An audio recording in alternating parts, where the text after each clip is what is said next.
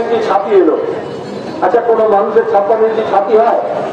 Media electoral বন্ডের টাকায় আর cheat ফান্ডের টাকায় যেটা সত্য নয় সেটাকে সত্য বলে চালায়। তাহলে পরিষ্কার হাতের কাছে উদাহরণ আছে, কোন মানুষের ছাতি 56 ইঞ্চি হয় না। গরুর হয়, মোষের হয়, গন্ডারের হয়, জগৎটির হয়, হাতির হয়, কোনো কোনো শুয়োরের হয়, কিন্তু কোনো মানুষের 56 ইঞ্চি ছাতি হয় না।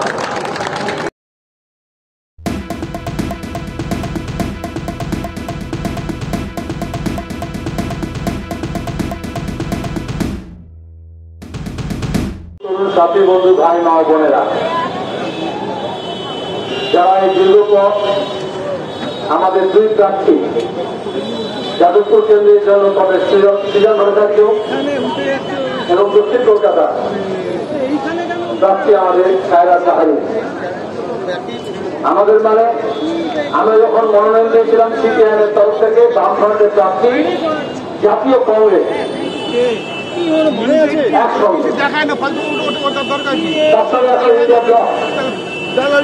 গোটা দেশে যত মানুষ ঐক্যবদ্ধ হচ্ছেন বিজেপির হাওয়া পাত্র হচ্ছে। আর সেজন্য অনেকেই যারা কর্মী নন, যারা প্রতিদিন রাজনীতি করেন না, আজকে দেশ বাঁচানোর শপথ দিয়ে তারা এসে হাজির হয়েছেন।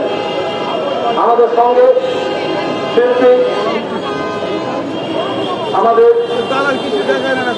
যারা নতুন প্রজন্মের ছেলেমেয়েরা বামপন্থায় দীক্ষিত হচ্ছে তাদের সব্যসাচী চক্রবর্তী, সীমা মুখার্জির আত্মব্যক্তিত্ব, অনেকে, আমি সবার নাম বলছি না, যারা আজকে মিছিলে পা মিলিয়েছেন। অসংখ্য ছাত্র যুব কর্মীর সঙ্গে সঙ্গে সংস্কৃতি কর্মীর সঙ্গে সঙ্গে বস্তিবাসী, নগরবাসী, ছোট ব্যবসায়ী, দোকানদার, এমনকি যারা দুপাশে হাঁটেননি কিন্তু দাঁড়িয়ে বাড়ি থেকে বেরিয়ে এসছেন, দোকান থেকে বেরিয়ে এসছেন, তারাও স্বাগত জানিয়েছেন। গোটা রাজ্যে আজকে এই পরিবেশ। এখন দাঁড়িয়ে আমরা বলি না যে আমাদের প্রার্থী, বলি না যে সিপিআইএমের প্রার্থী, বলি না যে বামফ্রন্টের প্রার্থী, বলি না যে কংগ্রেস সমর্থিত বামফ্রন্টের প্রার্থী।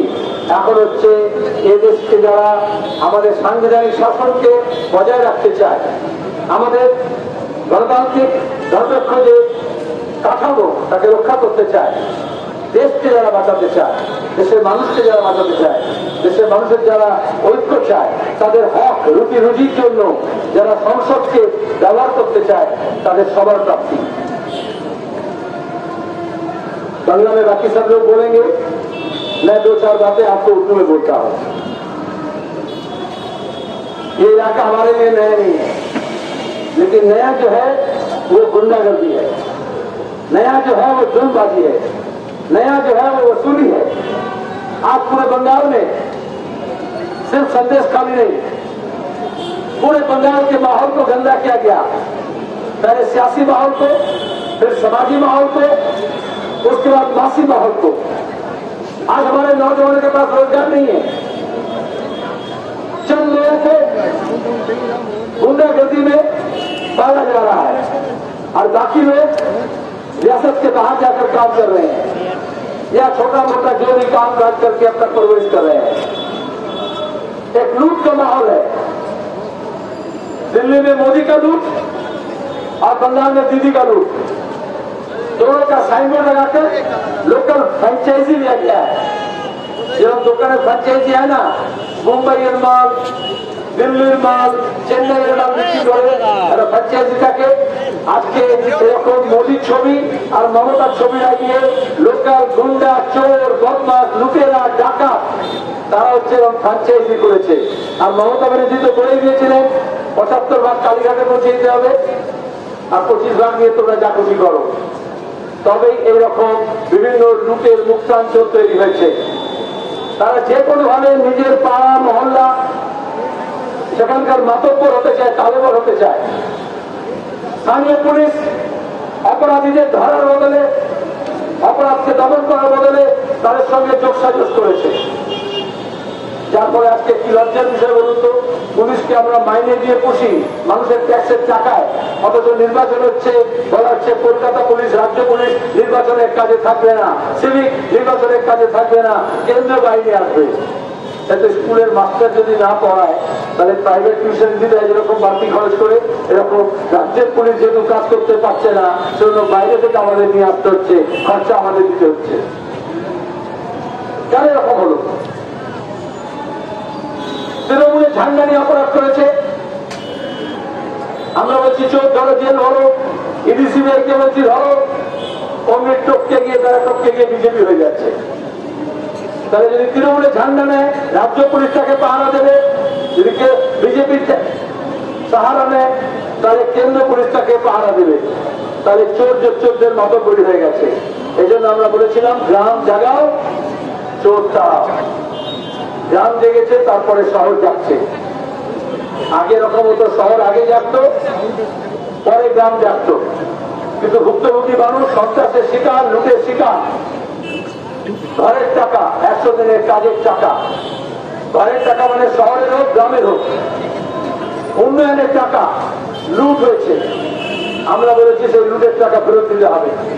চিট ফান্ডের টাকা হোক, চাকরি চুরির টাকা হোক। আর এখানে দাঁড়িয়ে লুটেরা ভয় পেয়েছে।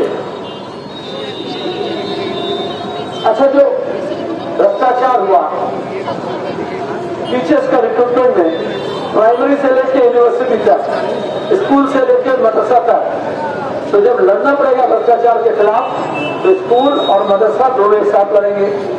बीच में तृणमूल वाले क्या किए, शुभेंदु जैसे कुछ लोगों को तैयार करके बीजेपी के झंडा लगाकर बोले नहीं, मदरसा अलग, स्कूल अलग, बांग्ला अलग, उर्दू अलग, हिंदू अलग, मुसलमान अलग। किसका फायदा हुआ? लुटेरों का, चोरों का। कहा गया कि तृणमूल की इतनी गंदगी, इसको साफ करने के लिए आप लोग से नहीं होगा सलीम भाई, क्या करना पड़ेगा? 56 इंच छाती वाला जाना पड़ेगा। 56 इंच की छाती है लोग। अच्छा, কোনো মানুষের 56 इंच छाती হয়? মিডিয়া ইলেকট্রাল বন্ডের টাকায় আর চিট ফান্ডের টাকায় যেটা সত্য নয়, সেটাকে সত্য বলে চালায়। তাহলে পরিষ্কার হাতে কাছে উদাহরণ আছে, কোন মানুষের ছাতি 56 ইঞ্চি হয় না। গরুর হয়, মোষের হয়, গন্ডারের হয়, জগৎটির হয়, হাতির হয়, কোনো শুয়োরের হয়, কিন্তু কোনো মানুষের 56 ইঞ্চি ছাতি হয় না। কিন্তু মিডিয়া মানুষের ঢোকালো, তারপর বলছে 56 ইঞ্চি এবার 356 লেগে গেল। আমরা বললাম কোন 56 নয়, কোন 356 নয়। বাংলার হিন্দু মুসলমান, গ্রাম শহর, রাজবংশী, আদিবাসী, তপশিলী, শিয়া সুন্নি সব যদি একটা হয়, তাহলে আমরাই কিন্তু বাংলার লুট বন্ধ করতে পারবো। যেমন 56 ইঞ্চি, তেমনি সততার প্রতীক। যে সবচেয়ে অসৎ নকল ডিগ্রি দিয়ে ঘোষণা করেছিল, তারপরে সবই ভুয়ো, মুসলিম এজেন্ট, ভুয়ো পোলিং এজেন্ট, ভুয়ো ডিগ্রি, ভুয়ো সার্টিফিকেট, ভুয়ো ডাক্তার, ভুয়ো ভ্যাকসিন, ওরকম ভুয়ো সার্টিফিকেট লাগালো। সবচেয়ে বেশি চুরি করেছে যারা, তারা সততার প্রতীকে সাইনবোর্ড লাগালো। এখন সেই সব সাইনবোর্ড খুলে পড়েছে, নতুন করে মানুষ ঐক্যবদ্ধ হচ্ছে। প্লিজ চুরি করবেন না। একজন কন্টেন্ট ক্রিয়েটার অত্যন্ত কষ্ট করে তার কাজকে এগিয়ে নিয়েছে, তাই তার কাজকে সাপোর্ট করুন, তার কাজকে ভালোবাসুন, কিন্তু তার কাজ নিজের চ্যানেলে তুলে দেবেন না। কারণ জানবেন, পাইরেসি কিন্তু একটা অত্যন্ত দণ্ডনীয় অপরাধ।